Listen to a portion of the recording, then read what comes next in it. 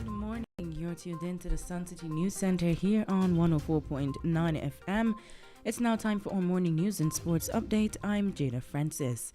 Coming up in the news this morning on the local scene, 2 shot dead, 3 injured in Clarendon attack. St. Elizabeth farmer chased and shot dead. More than 3,600 Jamaicans hired for cruise ship jobs. On the regional scene, no challenge to Gonzalez leadership of ruling party.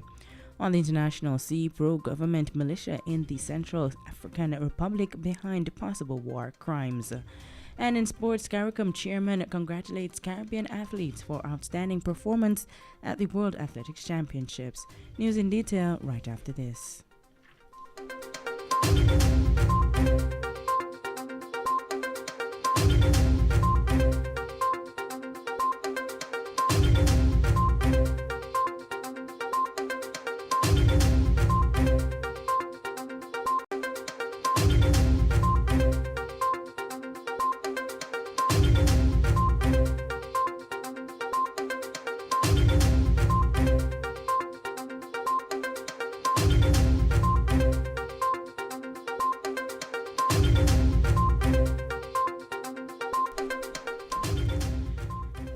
Now the news in detail.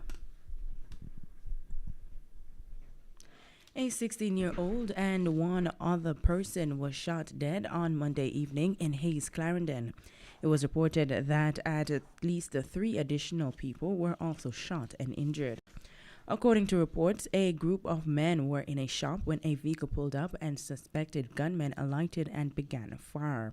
The incident was confirmed by the Jamaica Constabulary Force's Corporate Communications Unit, but said they had no specific details at the time. The St. Elizabeth police are investigating the shooting death of a man in Magotty, St. Elizabeth on Tuesday. The deceased was identified as Courtney Dunkley, a farmer who was of a Magotty Cedar Spring District address. Police reports revealed that sometime after 6:30 a.m., Dunkley was heading to his farm when a minibus with 2 men drove up. One of the men exited from the vehicle armed with a gun. Dunkley was then chased and shot multiple times. The police were notified and Dunkley was taken to the hospital where he was pronounced dead. Some 3,609 Jamaicans have been hired from the recent cruise ship recruitment, and at least 400 applicants were rejected on medical grounds. Minister of Tourism Edmund Bartlett said the process is ongoing and that the final selections are being made by Royal Caribbean Cruise Lines. He also shared that some applicants had literacy challenges and did not complete the application form. Hundreds of Jamaicans turned up at the Hart College of Beauty Services on Hope Road in St. Andrew on June 23 to apply for cruise ship jobs following an announcement by the tourism minister that some 10,000 employment opportunities with several cruise lines will soon become available. Addressing the House of Representatives on Tuesday, Minister Bartlett said it is anticipated that Jamaica will have in excess of 5,000 citizens employed when the process is over.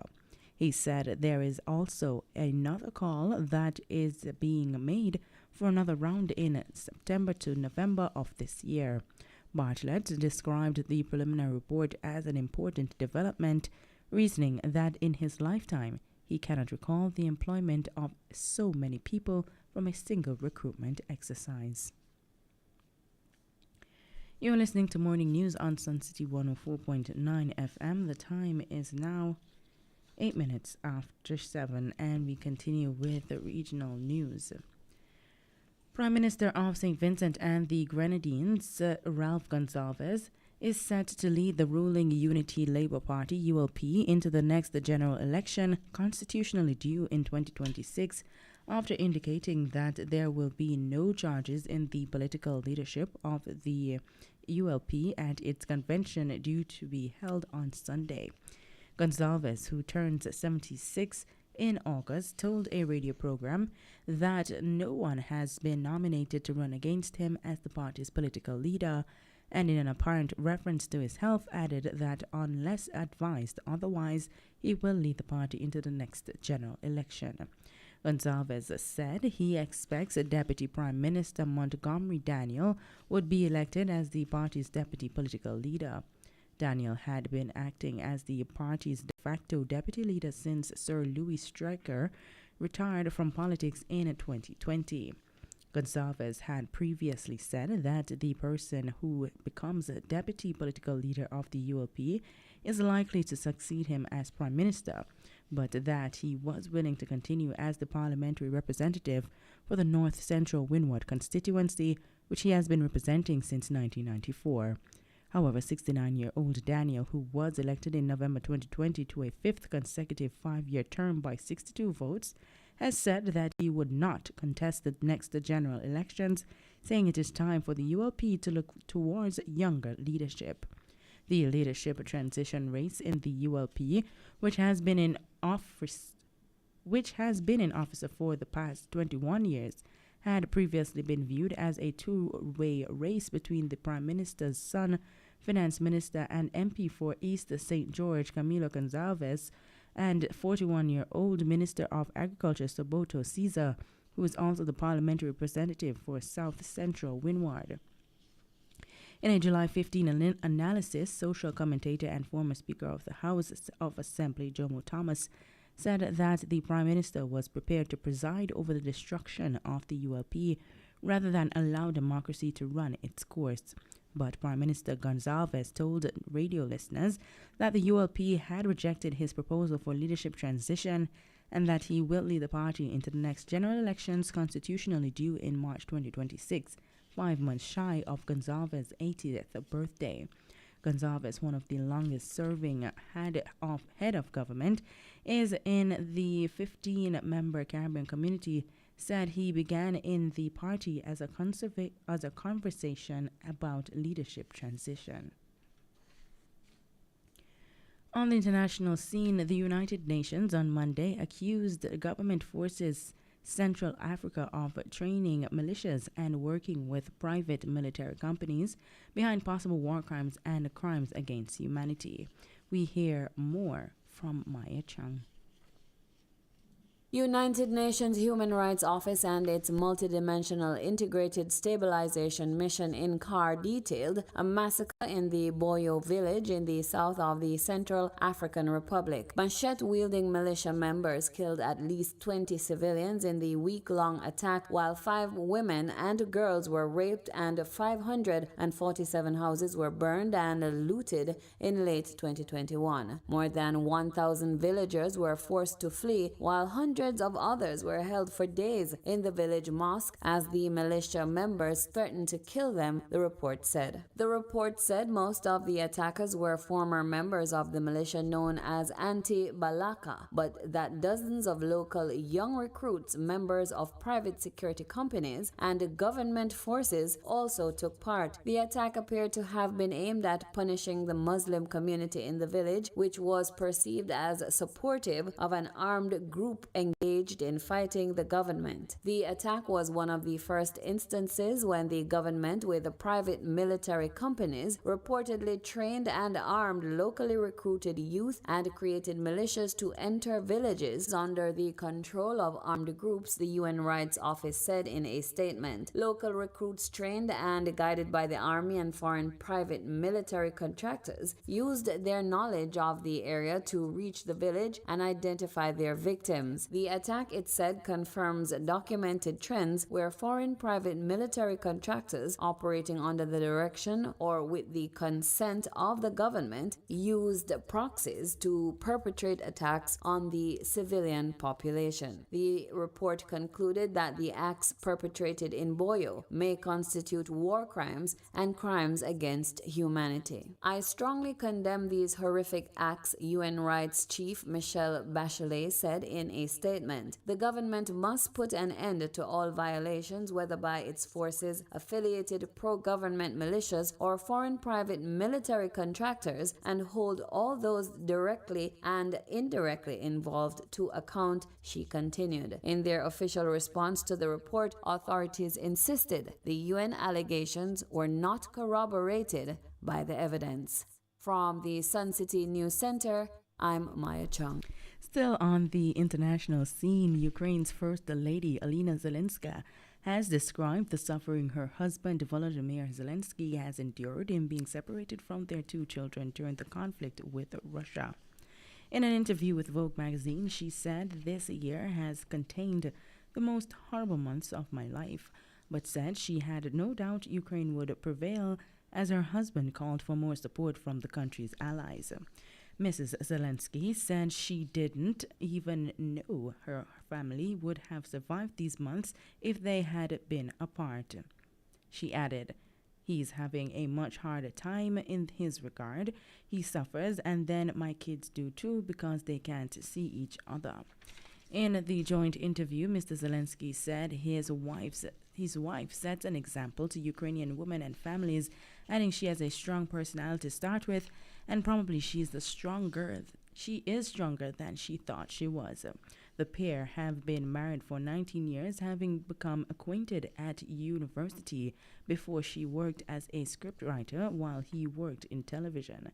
They have 2 children together. In sports news, CARICOM Chairman and President Chandrika Prasad Santokhi said that it is his pleasure to extend his warm congratulations as chair of the CARICOM community CARICOM and head of government responsible for community development and culture cooperation, which includes sports, to all Caribbean athletes who participated in the World Athletics Championships. Kieran Crooks tells us more. Santokhi expressed that they have made their region proud with their outstanding performances at Hayward Field, Eugene, Oregon, USA. He congratulated the 3 fastest women in the world, who all hail from Jamaica, particularly Miss Shelley-Ann Fraser-Price, who is now the only athlete ever to hold 5 individual 100-meter world titles. You are an icon in your region, and I applaud your success. He further went on to say that he also recognized the performance of Miss Sherika Jackson, who led the way in the 200 meters. The entire Caribbean is proud of the performance.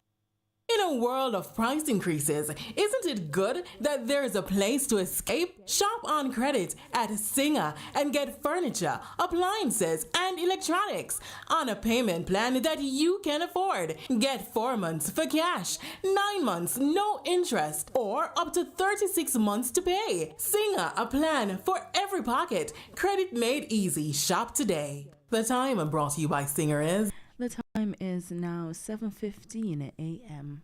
Icon in your region, and I applaud your success. He further went on to say that he also recognized the performance of Miss Sherika Jackson, who led the way in the 200 meters. The entire Caribbean is proud of the performance of the Jamaican women who brought home so many medals and were instrumental in Jamaica being 3rd overall. I congratulate all athletes from Jamaica for their superb performance. Santokhi also congratulated Anderson Peters from Grenada for his 2nd world title in the javelin throw, and the excellent Shawnee Miller Oyibo from the Bahamas, who brought home a world title in the 400 meters and led a Caribbean sweep in the event. He explained that the sports are a cornerstone for developing a healthy population in the Caribbean. Caribbean athletes have made us proud and are a motivation to all of us to strive for a healthier lifestyle. Santokhi expressed that in this post-COVID period, participation in sports can help us overcome obstacles that we may perceive to stand in our way.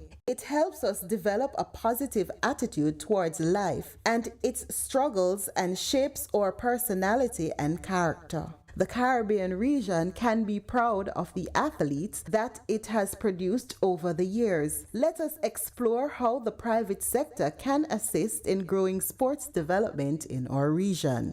From the Suncity News Center, I'm Kadian Crooks. In foreign exchange trading news, the day's foreign exchange trading ended with $1 retailing for $154.04. The Canadian dollar closed the trading day at $118.78, while the pound sterling retails at $184.92. Now, to end this newscast, we take a look at the main stories once more. On the local scene, 2 shot dead, 3 injured in Clarendon attack. St. Elizabeth farmer chased and shot dead. More than 3,600 Jamaicans hired for cruise ship jobs. On the regional scene, no challenge to Gonzalez's leadership of ruling party. On the international scene, pro-governmental militia in the Central African Republic behind possible war crimes. And in sports, CARICOM chairman congratulates Caribbean athletes for outstanding performance at World Athletics Championships. And that's it for news and sports from the Suncity News Center at this time. Do join us again at midday for more news on this station. Do remember to follow us on our socials. On Instagram and Twitter, look for us at Suncity104.9 FM and on Facebook at Suncity Radio 104.9 FM. I'm Jetta Francis from the Suncity News Center. Do stay tuned for more right here on the Suncity Morning Show.